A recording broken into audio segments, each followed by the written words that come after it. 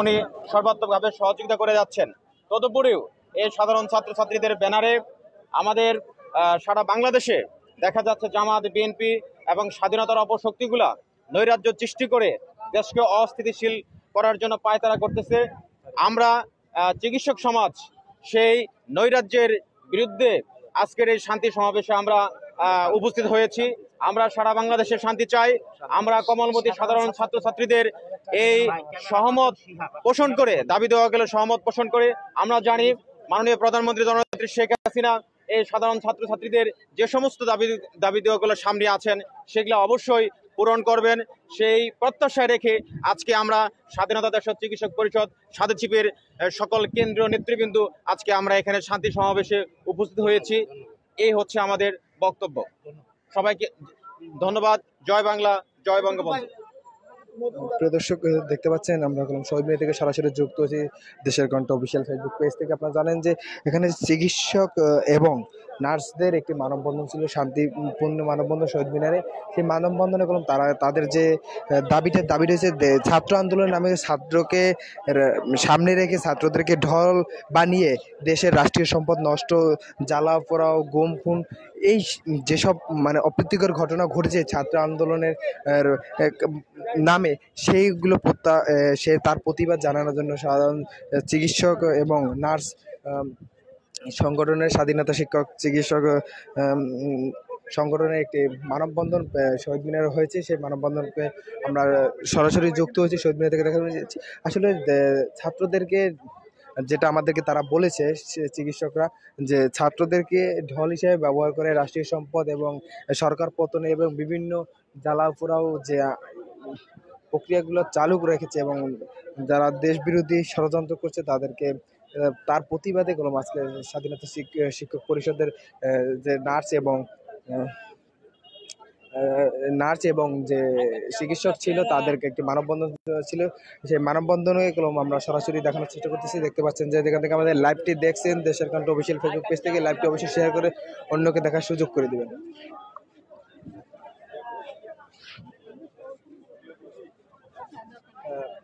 আসলে আপনাদের আজকে কর্মসূচিটা কি ছিল? আজকে কর্মসূচিটা হচ্ছে যে এটা শান্তিপূর্ণ আন্দোলন ছিল, সেটার পক্ষে বাংলাদেশের জনগণ একীভূত। আমরাও এটার প্রতি পূর্ণ সমর্থন আমাদের ছিল যে এখন স্বাধীনতার পরে 50 বছরের উপরে চলে গেছে, এখন আসলে মেধার প্রাধান্য, এটা আমরাও একমত। কিন্তু এটাকে নিয়ে যে সহিংসতা হয়েছে সেটা তো আমরা আসলে কেউ এক্সপেক্ট করি না। এখানে আমাদেরও বাচ্চা আছে ঘরে, আমাদের বাচ্চারাই এখানে মারা যাচ্ছে, সাধারণ মানুষ মারা যাচ্ছে, দোকানদার মারা যাচ্ছে। এই সহিংসতা তো আমরা চাইনি, বাংলাদেশ চাইনি। এটা বাংলাদেশ, আমরা ডাক্তাররা চাইনি, সাধারণ জনতা চাইনি, পলিটিক্যাল পার্টি কেউই, আমি মনে করি যে সুস্থ কোনো মানুষের পক্ষেই এটা চাওয়া সম্ভব না। কিন্তু তারপরে এটা ঘটেছে। এখন যেহেতু সরকার দাবি মেনে নিয়েছে, এখন সময় হচ্ছে আমরা এখন একটা বাংলাদেশ একটা উন্নয়নশীল দেশ হিসেবে এগিয়ে যাচ্ছি। এখন সবাই মিলে কাজ করে দেশকে এগিয়ে নিয়ে যাওয়া। তো আমরা ডাক্তার হিসাবে এই রোগীগুলোকে চিকিৎসা দিতে গিয়ে আমরা খুবই আপসেট হয়ে গেছি যে কতগুলো তরতাজা শরীর এরকম আঘাতপ্রাপ্ত হয়ে আসছে। এটা তো আমরা কেউ চাইনি। তা আমরা আরেকটা ঘটনা এরকম চাই না। আমরা চাই না যে আমাদের স্টুডেন্টরা, ছাত্রছাত্রীরা ঘরে ফিরে যাক, যারা আন্দোলনরত ঘরে ফিরে যাক। সরকার নিশ্চয়ই এই ঘটনার তদন্ত করবে এবং উপযুক্ত বিচারের ব্যবস্থা করবে। ধন্যবাদ।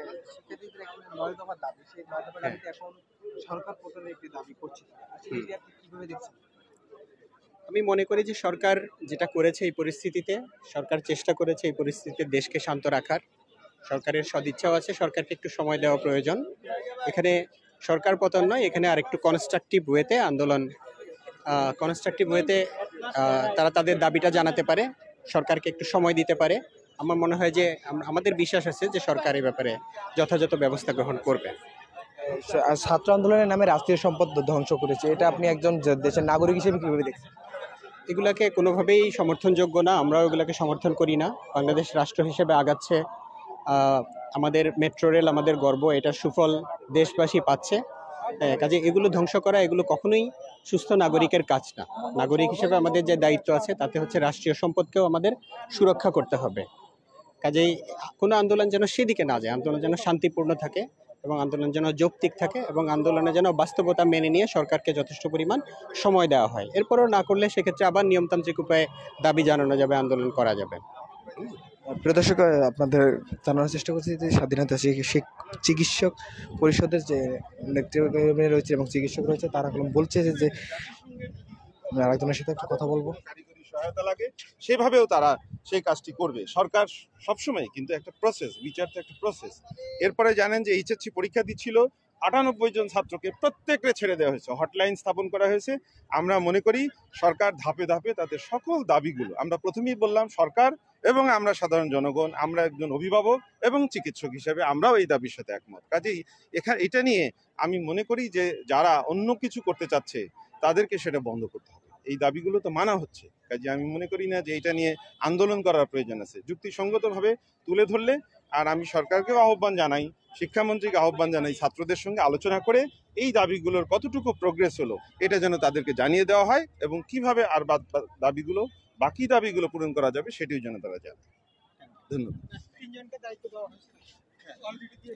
প্রিয় দর্শক, শহীদ মিনার থেকে সরাসরি দেখানোর চেষ্টা করছি স্বাধীনতা চিকিৎসক পরিষদের যে নেতাকর্মীরা ছিল তাদের একটি শান্তিপূর্ণ মানববন্ধন ছিল। নার্স এবং চিকিৎসকদের সেই মানববন্ধন থেকে আপনাদের জানানোর চেষ্টা করছি আসলে তাদের যে দাবিটা, আজকে দাবিটি দেশের যে রাষ্ট্রীয় সম্পদ নষ্ট এবং দেশের যে সহিংসতা সৃষ্টি হয়েছে সেই সহিংসতার প্রতিবাদ জানিয়ে তারা কোনো একটি আজকে মানববন্ধন কর্মসূচি পালন করেছে। শহীদ মিনার থেকে সরাসরি দেখানোর চেষ্টা করছি দেশের গানটা অফিসিয়াল ফেসবুকে, যে যেখান থেকে আমাদের লাইভটি দেখছেন অবশ্যই লাইভটি শেয়ার করে অন্যকে দেখার সুযোগ দেবেন এবং পরবর্তীতে আপনাদের যে কোনো নিউজ আপডেট পেতে আমাদের পেজটি ফলো করে এবং বেল আইকনটি চেপে আমাদেরকে এবং কমেন্টে আপনাদের সকলের মতামত, কারো কোনো অভিযোগ থাকলে সেটা আমাদেরকে জানাতে পারেন।